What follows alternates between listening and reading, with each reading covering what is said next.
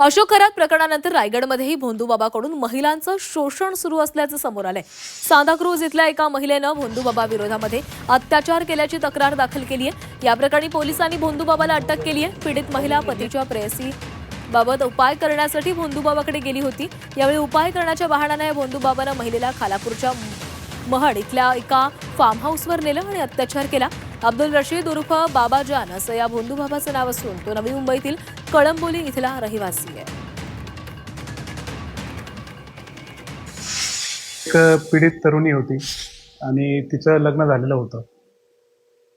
तर तिला नवऱ्याकडनं व्यवस्थित वागणूक मिळत नव्हती आणि तिच्या पतीचे काही दुसऱ्या महिलांसोबत अफेअर आहे असं तिला शंका असायची।